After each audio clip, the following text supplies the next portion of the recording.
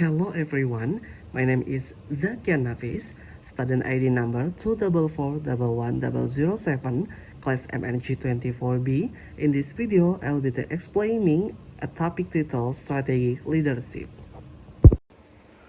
Strategic Leadership. Pengertian dari strategic leadership adalah kemampuan seorang pemimpin untuk mengarahkan organisasi dalam mencapai tujuan jangka panjang melalui pengambilan keputusan yang visioner, adaptif, dan berorientasi pada perubahan lingkungan bisnis. Seorang strategic leader tidak hanya fokus pada kondisi saat ini, tetapi juga mampu melihat peluang dan tantangan masa depan serta mempersiapkan organisasi untuk menghadapinya. Definisi menurut para ahli, menurut Michelle Heath, strategic leadership adalah kemampuan untuk mengantisipasi, membayangkan masa depan, mempertahankan fleksibilitas, dan memberdayakan orang lain untuk menciptakan perubahan strategis. Mengapa strategic leadership penting? Di era global dan digitalisasi, persaingan semakin ketat, teknologi berkembang sangat cepat, perubahan kebutuhan pelanggan terjadi terus-menerus, risiko bisnis semakin kompleks. Oleh karena itu, organisasi membutuhkan pemimpin yang mampu membawa organisasi tetap kompetitif dan berkelanjutan.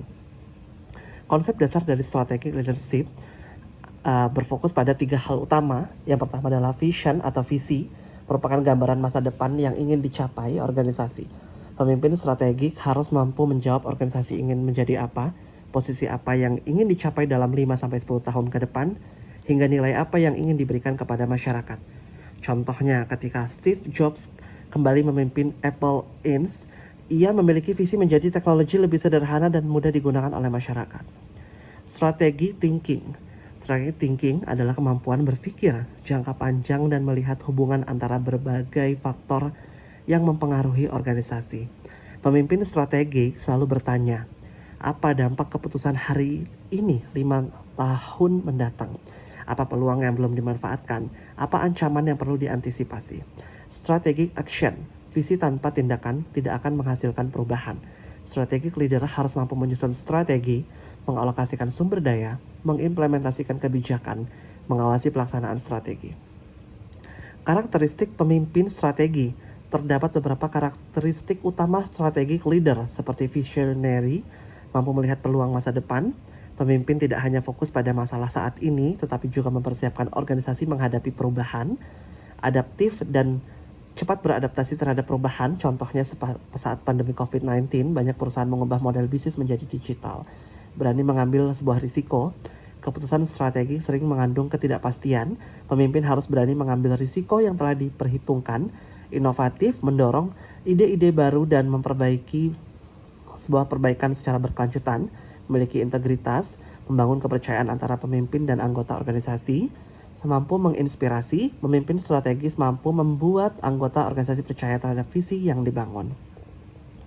Fungsi dari strategic leadership dalam organisasi, yaitu adalah menentukan arah organisasi, pemimpin menetapkan tujuan dan sasaran jangka panjang, mengelola perubahan seperti hal yang dapat dihindari. Pemimpin strategis membantu organisasi beradaptasi, mengurangi resistensi, dan menciptakan budaya yang mendukung perubahan.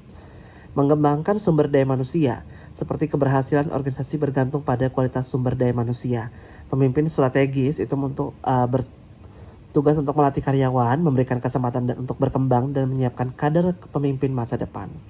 Membangun budaya organisasi yang kuat akan mendukung pencapaian sebuah strategi perusahaan dan meningkatkan kinerja organisasi. Leadership adalah menciptakan keunggulan kompetitif yang berkelanjutan.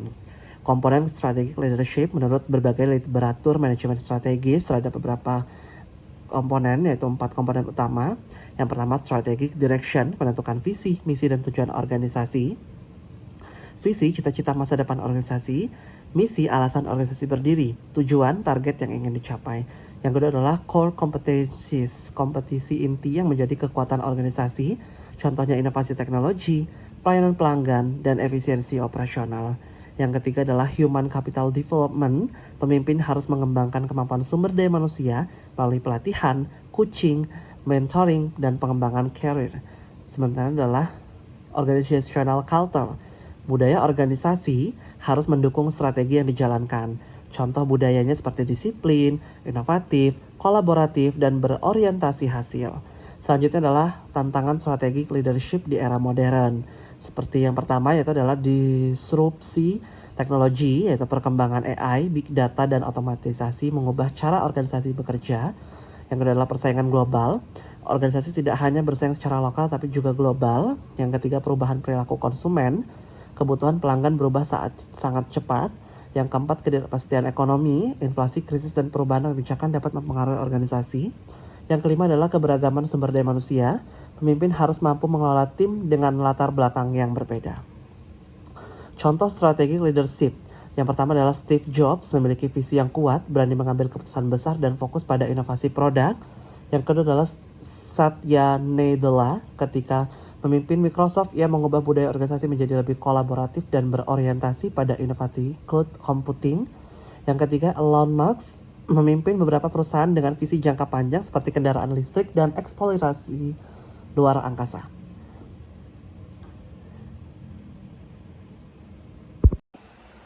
Thank you for watching my video. See you in the next one.